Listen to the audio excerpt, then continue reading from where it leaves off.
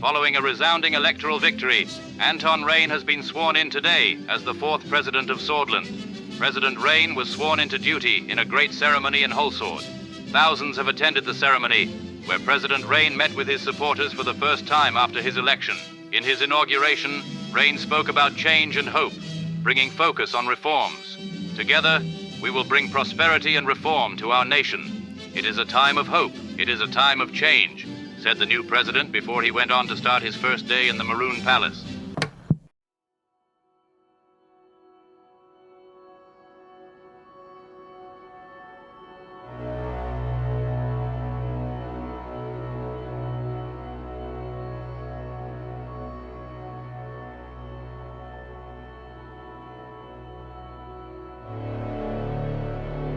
The crossover of politics and interactive media has long been an area of fascination for game developers and players alike. While many titles have attempted to capture the complexity of leading a nation, few have succeeded in delivering a truly immersive political experience that forces players to grapple with the weight of leadership.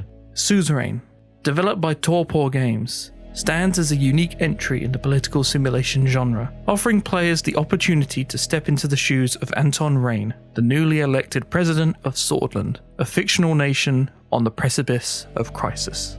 Unlike many political simulation games that rely on abstracted mechanics, statistics, or light-hearted satire, Suzerain strips away traditional gameplay crutches such as save scumming or clearly defined good choices, instead presenting a deeply narrative-driven experience where every decision carries lasting consequences. In this video, I want to examine Suzerain within the broader context of political simulation games, comparing it to titles such as Democracy 4, Tropico 6, and Victoria 3, to understand what sets it apart.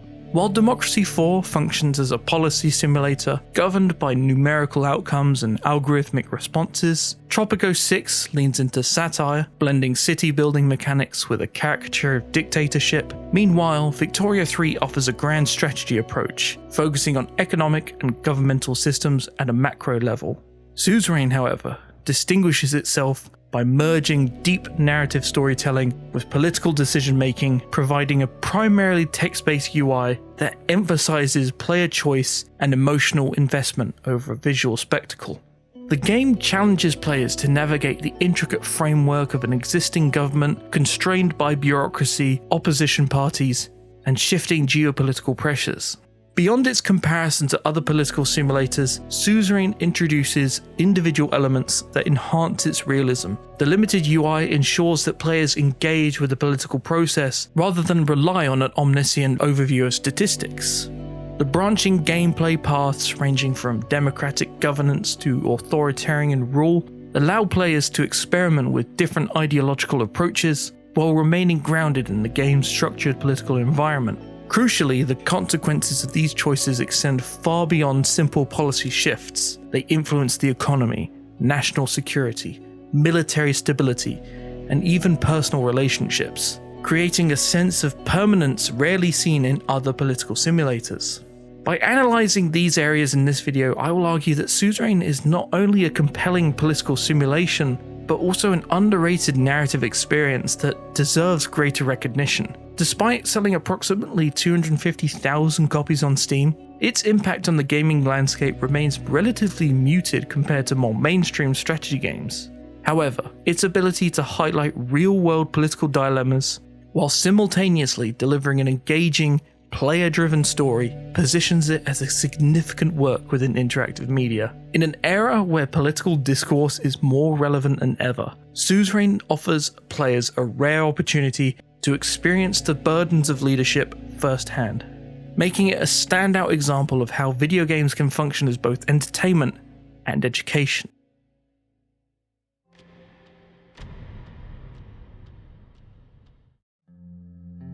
Politics has shaped human civilization for thousands of years, dating back to the ancient Greeks and even further. For most of that history, the average person had little direct experience with the complexities of governance, what it truly means to lead a nation, the weight of critical decisions, and the consequences that ripple from every policy. Yet there's always been that lingering question: could you do it better? If given the opportunity, could you guide a country to prosperity, navigate political strife, and leave a lasting legacy? The desire to lead is universal, whether as a mayor, governor, president, prime minister, or even a monarch. And this fascination with leadership and governance has long found its way into games. Long before computers had the capability to process complex policy calculations, early attempts at political simulation emerged in the form of board games. One of the earliest known examples is the game of politics, patented by W.S. Reed Toy Company in 1887. The concept was rather simple, and it was designed for 2 players, one Democrat and one Republican. One player would shuffle a deck of 48 cards, each card representing 8 different values, from 1,000 to 10,000. After the deck had been shuffled, the deck would be split between each player and they would play their hand, trying to successfully outbid the opponent for positions along the game board, starting at the mayoral office, leading all the way to the presidency, most likely representing political capital. The game itself is incredibly bare bones and simplified, but it begins us down a path of gamifying the concept of politics and political races, such as the presidency. It was an early attempt to simulate the mechanics of elections, demonstrating how influence and resources play a role in securing power. The board game itself was released around the time of Grover Cleveland's own run for the White House against Benjamin Harrison in 1888. And while it might have been seen as nothing more as a novelty for the election, it certainly planted the seed for future games like it. Another board game bearing the same name and a similar concept was released in 1935 by Parker Brothers.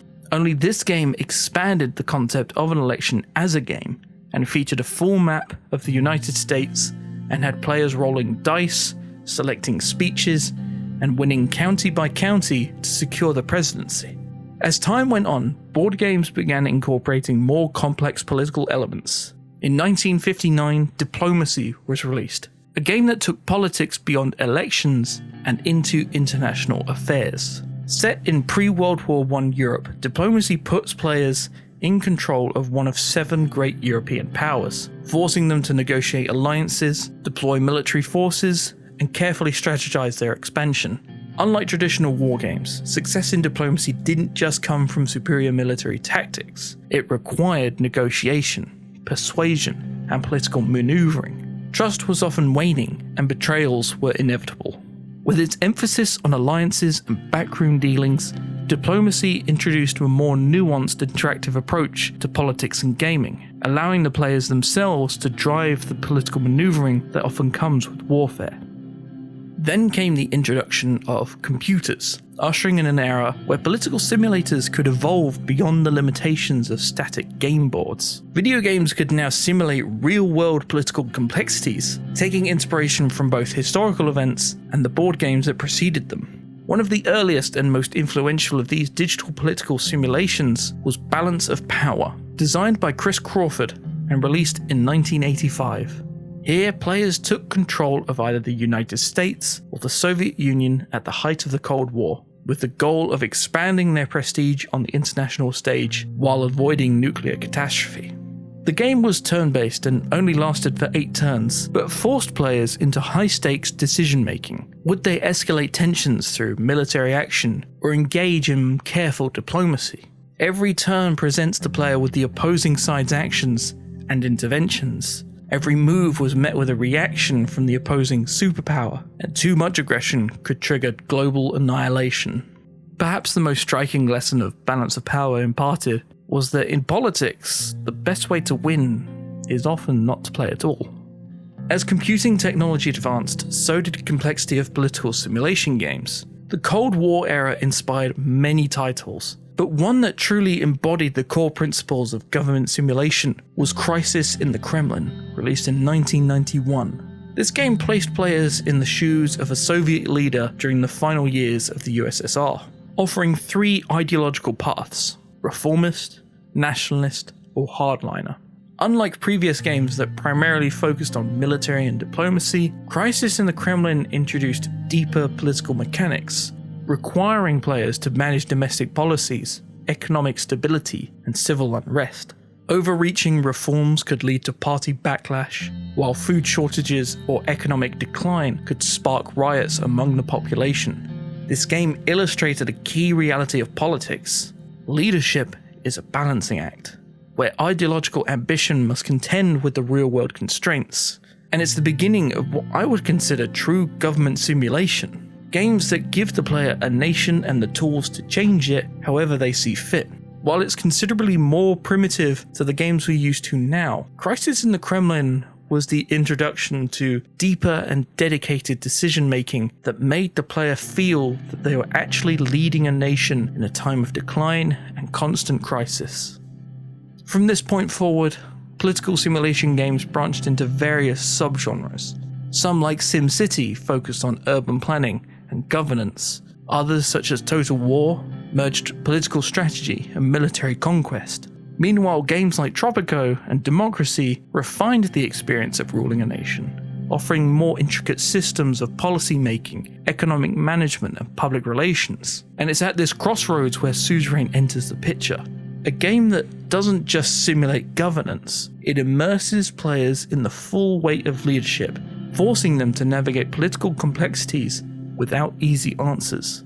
But before diving into Suzerain itself, we need to examine these offshoots of the genre, what each of them does well, and how they all contribute to our understanding of political strategy in gaming, and how Suzerain takes nearly all of them and rolls them into one.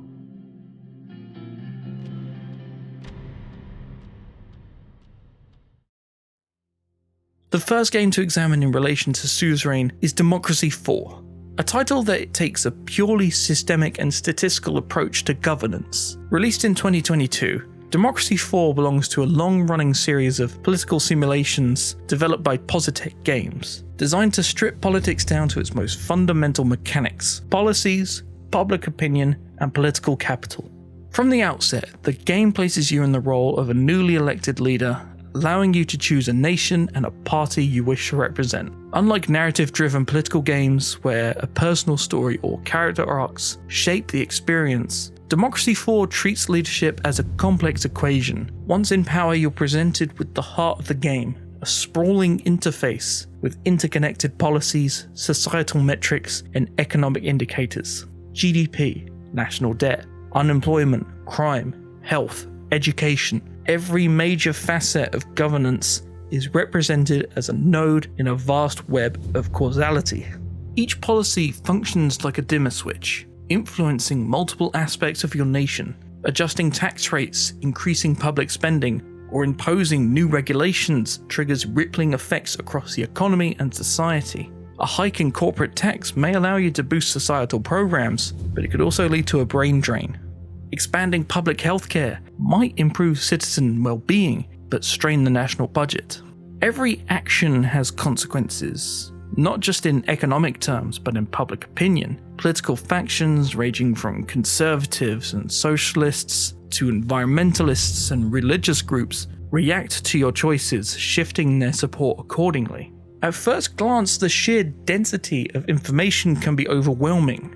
Hovering over a single policy reveals a complex network of dependencies, how it feeds into other systems, who it benefits, and what the potential trade-offs might be. Over time, however, patterns emerge, and the game rewards those who can master the balancing act between policy effectiveness and public approval. The interface itself is divided into key categories, such as public services, foreign policy, law and order, the economy, each representing different areas of power available to you.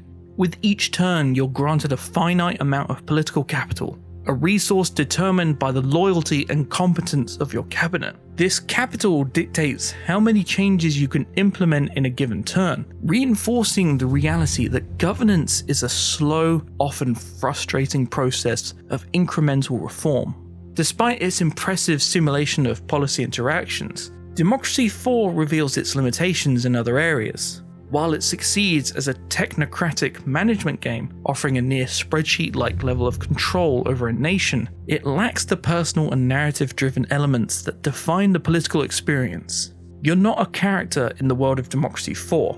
You're a faceless administrator, issuing decrees without the nuance of negotiation, charisma, or backroom dealings. There aren't really political scandals, no betrayals, no personal rivalries, just numbers on a screen shifting in response to mechanical inputs. Even events that arise throughout a playthrough, such as protests, technological breakthroughs, or a financial crisis, function as isolated pop-ups, with binary choices rather than evolving situations that demand political maneuvering.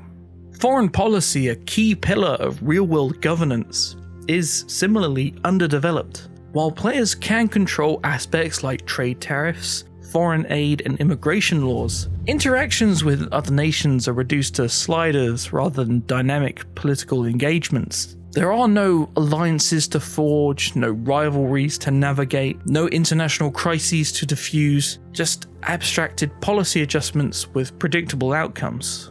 Ultimately, Democracy 4 is a game for those who prefer politics as an exercise in logic rather than intrigue. It caters to players who enjoy efficiency and optimization and problem solving rather than those who crave narrative depth or political drama.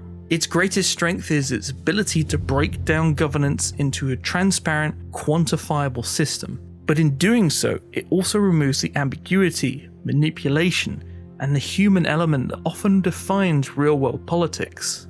While Suzerain and Democracy 4 both position the player as a leader of the nation, their approach to governance and political decision-making differs significantly. Where Suzerain presents a deeply narrative-driven experience, emphasizing the role of ideology, personal conviction, and political maneuvering, Democracy 4 takes a more systemic, data-driven approach, simulating governance as an intricate balancing act of policies, statistics, and voter satisfaction.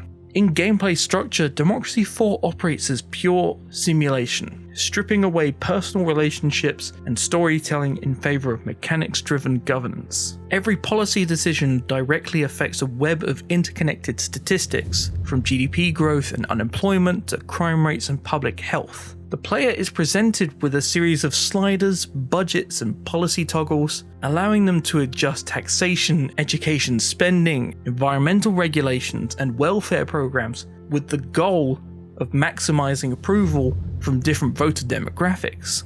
The game functions as a mathematical model of governance, where public opinion is a quantifiable resource to be managed. By contrast, Suzerain is more character-driven, with governance shaped by conversations, alliances, and narrative events.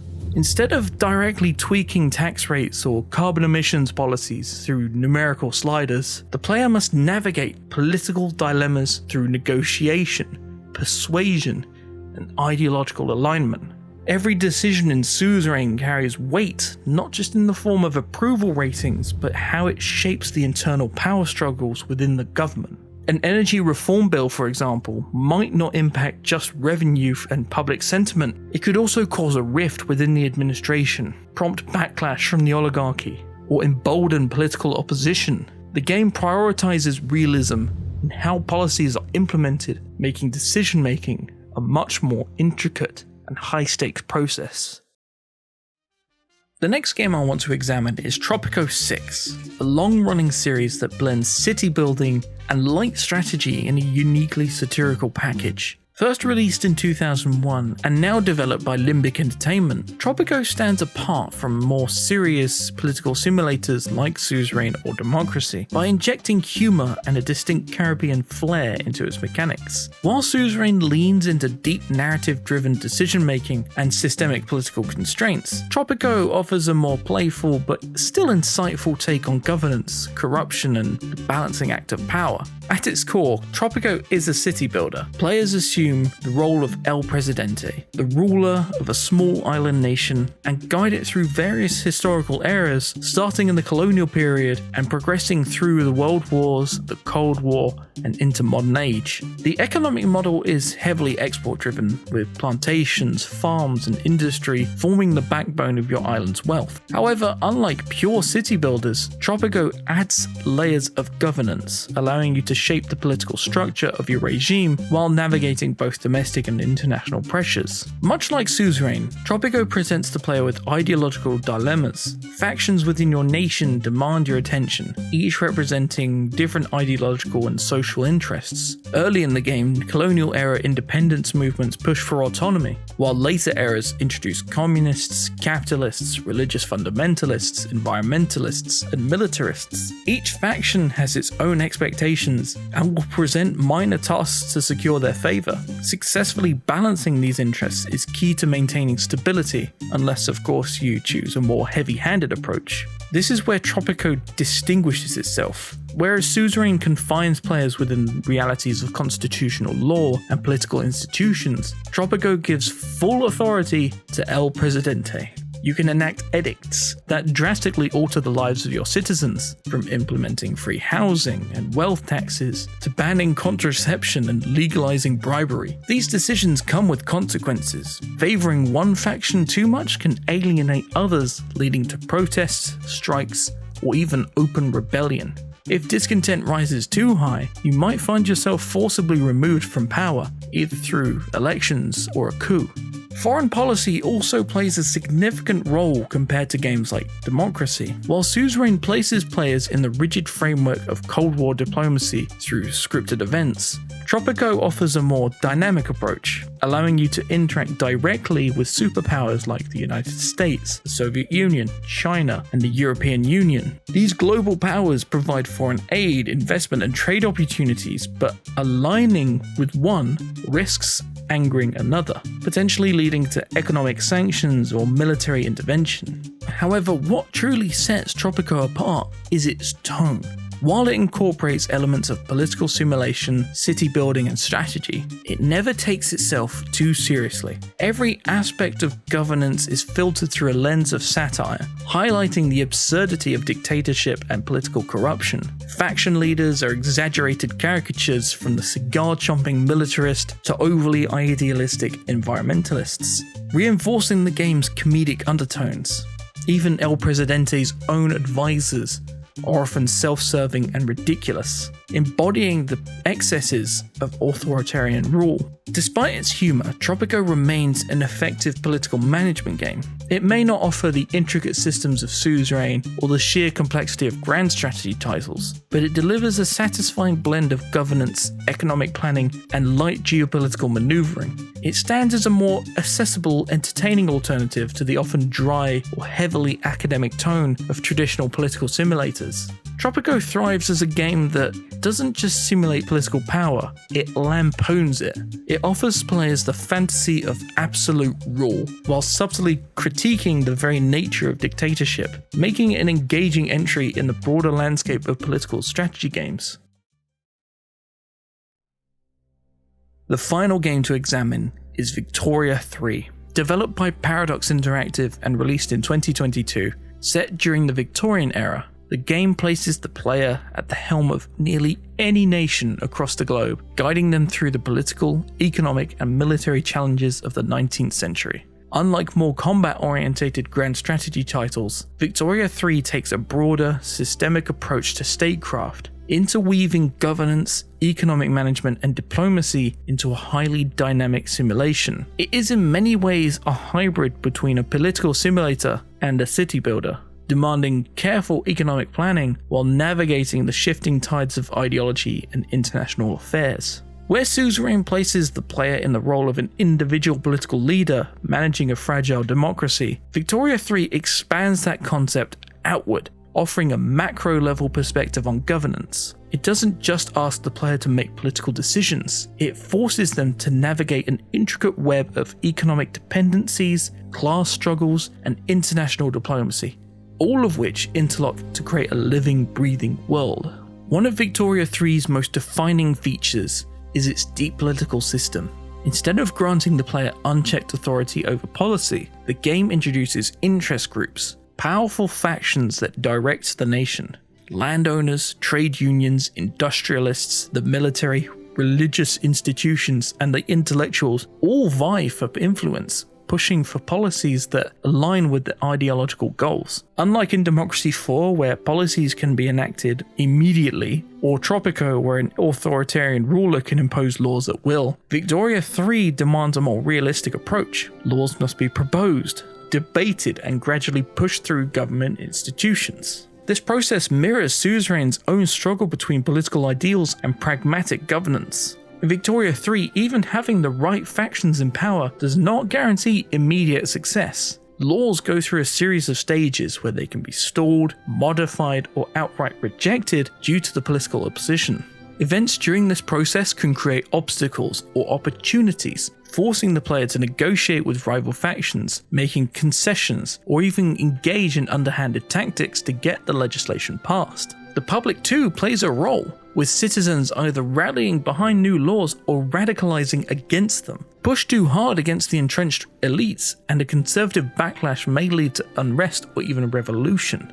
Even authoritarian rule does not grant absolute control. While a dictatorship allows certain laws to be enacted more freely, powerful factions will still hold sway, and pushing too hard against the will of the people can destabilize even the strongest regimes. Just as in Suzerain, where the player must balance their administration's competing interests, Victoria 3 transforms governance into a dynamic struggle, where every policy decision has cascading effects on stability and national progress. At the heart of Victoria 3 is its economic simulation, which functions as the backbone of governance. A nation's economic health determines its political stability, military strength, and diplomatic standing. Unlike traditional grand strategy games that focus primarily on conquest, Victoria 3 challenges the player to construct an industrialized economy, balancing the production of raw materials like iron, coal, and lumber with the development of manufacturing industries such as textiles, weaponry, and consumer goods. What makes Victoria 3 unique is just how deeply entwined the economy is with governance. An economic downturn doesn't just mean lower treasury balance, it can lead to mass unemployment, increased poverty, and political radicalization. If the standard of living drops, the working class may demand reforms, while the wealthy elite resist change to protect their interests. If these tensions grow unchecked, revolutions can erupt, toppling governments and forcing dramatic political shifts. This systemic approach to economics mirrors Suzerain's emphasis on long-term decision-making and the consequences of financial mismanagement. In Suzerain, failing to address the economic stagnation leads to political instability, making it harder to pass reforms. In Victoria 3, a failing economy triggers a feedback loop where radicalized citizens push for change, leading to further unrest. Both games showcase the delicate balance between economic prosperity and political power, where short-term gains must be weighted against the long-term sustainability. Furthermore, the economy in Victoria 3 directly impacts the functionality of government. A shortage of paper, for example, can cripple bureaucratic efficiency, reducing tax collection and stalling public services. A lack of rifles and cannons make an army unsustainable, while insufficient ship production weakens trade and naval power. Every aspect of national infrastructure is interconnected, reinforcing the idea that economic management is not just about wealth, it's about maintaining the stability and effectiveness of the state itself. Beyond just the internal governance, Victoria 3 also places significant weight on diplomacy and military affairs. In many strategy games, diplomacy often takes a backseat to warfare, but Victoria 3 elevates it to a central role. Nations must carefully manage alliances, trade agreements, and spheres of influence, as diplomatic missteps can lead to economic sanctions or blockades, or even outright war.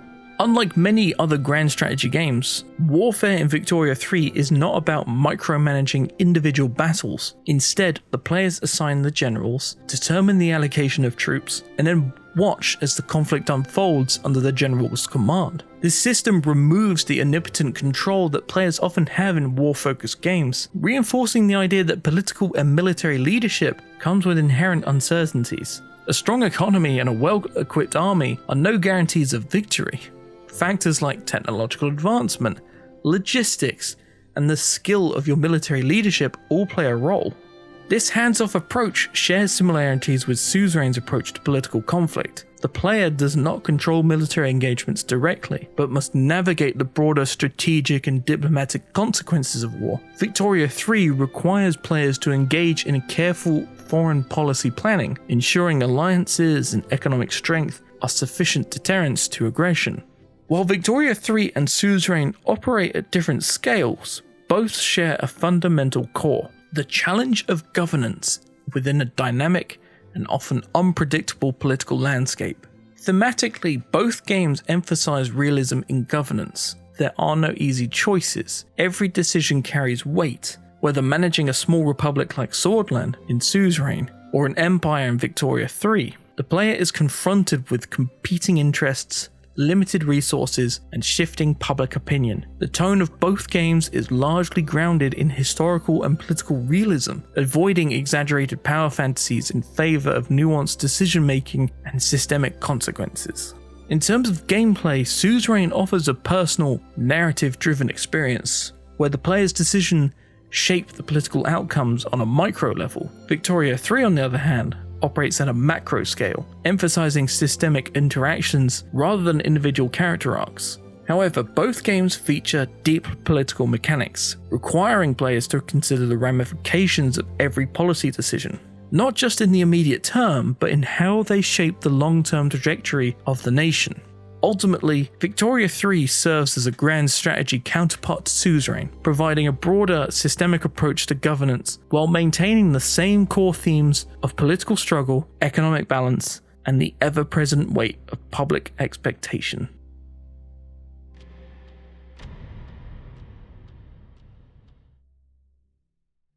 From the moment you launch Suzerain, you're presented with a user interface that at first glance seems almost primitive. A simple map, a collection of reports, and text-based conversations form the foundation of the experience. But this design choice is anything but rudimentary.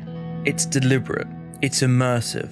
It strips away the distractions of flashy visuals and instead pulls you into the world where the words you choose, the promises you make, and the alliances you forge define everything. I'll admit, when I first played Suzerain, I was skeptical. I'm used to games that are visually rich, packed with detailed character models and cinematic cutscenes. But as soon as I started making decisions, I understood it.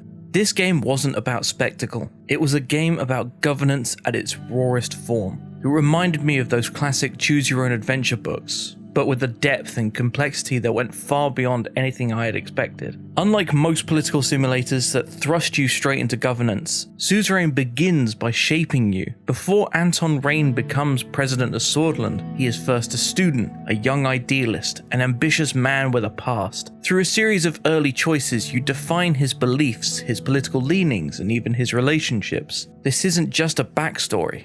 It's a foundation. By the time you take office, Rayne isn't just a blank slate. He is the culmination of your first major decisions. The prologue does something many political simulation games fail to achieve. It creates a personal connection between the player and the world. You don't just learn about Sordland from a menu or a tooltip. You live it. You experience the ideological struggles, the fractures in society, and the scars left by the previous leaders. And when you finally take your seat in the presidential office, you do so with an understanding of your nation's past and a looming sense of the responsibility ahead.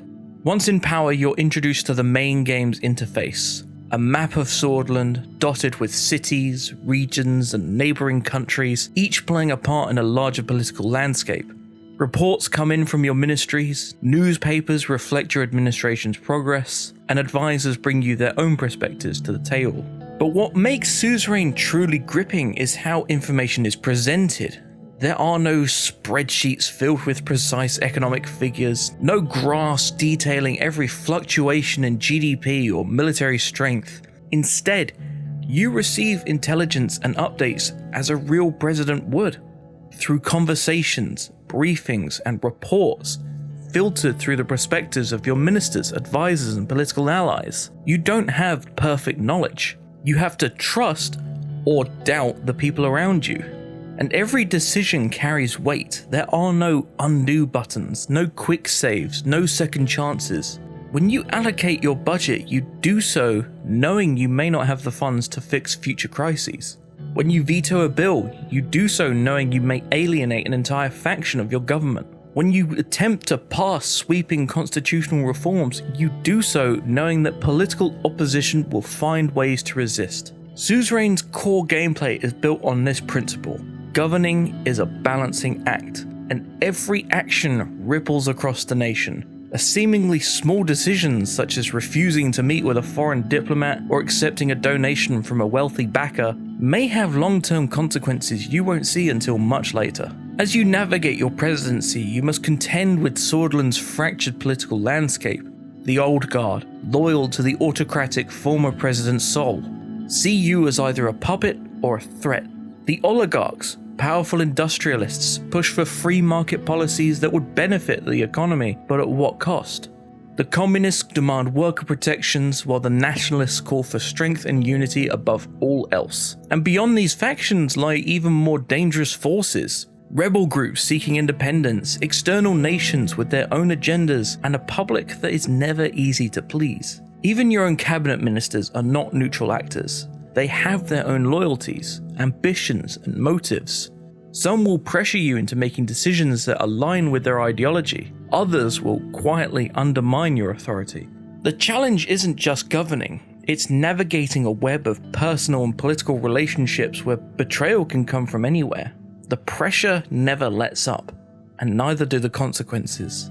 Where Suzerain truly shines is how it intertwines narrative and gameplay. The game doesn't simply react to isolated choices, it remembers everything. How do you respond to civil unrest? How do you handle the murder of a communist minister? How do you secure or abandon your campaign promises? All shape the trajectory of the game. The passage of time is marked by 12 turns, each representing a major chapter in your presidency. Each turn brings new challenges, and past decisions may come back to haunt or reward you. And should you miscalculate your moves, you may not live to see all 12. Coups, assassinations, political scandals, and war looms over every decision. But perhaps the most compelling element of Suzerain is not just its depiction of political power, it's how it integrates your personal life into the equation. Anton Rayne isn't just a president. He's a husband, a father, and throughout the game, his family plays an ever-present role. Your wife, Monica, is passionate about women's rights and social progress, but how much support you can give her may depend on your political climate. Your daughter asks innocent questions about democracy and equality, and your son simply wants a father who isn't consumed by politics. These moments away from the government meetings and political backstabbing ground the existence in something real. Power is a burden, and Suzerain constantly reminds you of that fact. The choices you make don't just affect the country, they affect the people closest to you. Will you become a leader who sacrifices family for duty, or will you try, perhaps in vain, to balance both?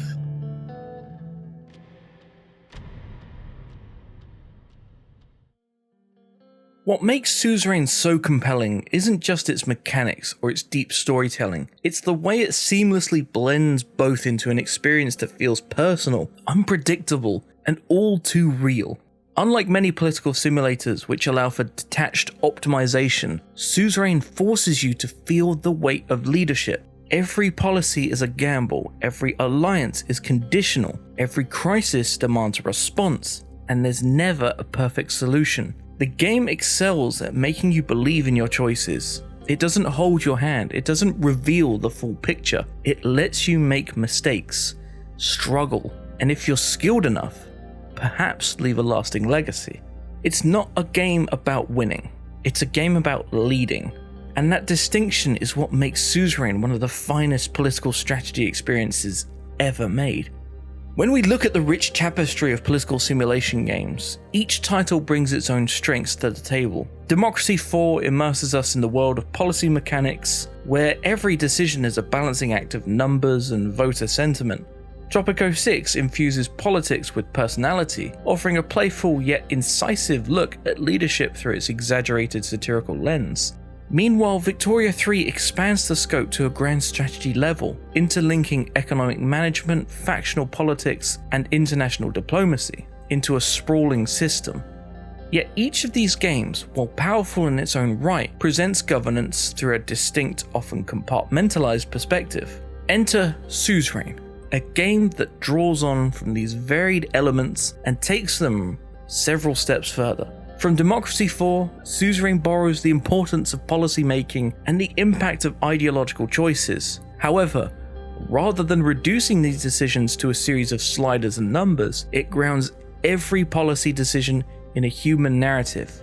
Instead of simply adjusting a tax rate, you engage in dialogue with your advisors, face the consequences of your moral dilemmas, and watch as your choices ripple through Sordland's political landscape. The game mirrors the calculated balance seen in Victoria 3, where an economic downturn can trigger societal unrest, but it does so on a personal scale, focusing on how each decision shapes the life and legacy of Anton Rayne and his nation. Tropico 6 teaches us that politics isn't just about abstract management, it's about personality, flair, and the oddity of dictatorship. Suzerain embraces the lesson well, yet it takes a markedly different approach. While Tropico offers a humorous, sometimes exaggerated take on leadership, Suzerain opts for a more sober, reflective tone. Here, every decision is a step in an intricate narrative that is uniquely yours. As Anton Rayne, you don't receive helpful tooltips or gentle guidance. There is no hand-holding. Instead, you are plunged into a world where the full consequences of your actions unfold organically. Whether it's negotiating with a rebellious faction, managing an economic crisis, or balancing the delicate dynamics within your own family, the game ensures that no choice is trivial and no choice can be undone. Suzerain is unlike any other political simulation game because it refuses to offer simple answers or easy paths to victory. Every decision you make carries genuine weight, shaping not only the destiny of Sordland but also the personal life of its leader, Anton Rayne. The game's minimalist interface may initially seem stark compared to the flashy presentations of modern games, but it's precisely this simplicity that deepens the immersion. Without an overload of statistics or on-screen guidance, you are forced to rely on your own judgment, intuition, and the imperfect information provided by the advisors and media. This design choice echoes the inherent uncertainty of real-world governance. By combining the analytical depth of Democracy 4, the character-driven approach of Tropico 6, and the systemic interconnections of Victoria 3, Suzerain creates a singular experience. It challenges you not only to strategize like a seasoned politician, but also to confront the second-guessing. Every decree, every budget decision, every personal sacrifice is irrevocable. In Suzerain, you don't just simulate politics, you live it. And in doing so, you come to understand that true leadership is defined not by flawless execution, but by courage to make hard choices in a complex and ever-changing world. Ultimately, Suzerain stands apart because it transforms the abstract challenge of political simulation into a visceral, human experience. It reminds us that in politics, as in life, every decision shapes the future, both of a nation and of the person who leads it. It's this unyielding burden of leadership, delivered through a blend of deep narrative and challenging gameplay, that makes Suzerain a truly compelling and unforgettable experience. Thank you very much for watching. If you enjoyed this content and want to see more, don't forget to hit the like button and subscribe so you don't miss out on any future content. Let me know what you think in the comments below, and if you have any suggestions for things I should look at in the future, please let me know. Also, check out the links in the description below for access to my merch, Discord, and if you really want to, become a member to help support this channel. Thank you very much for watching, and see you in the next one. Bye for now.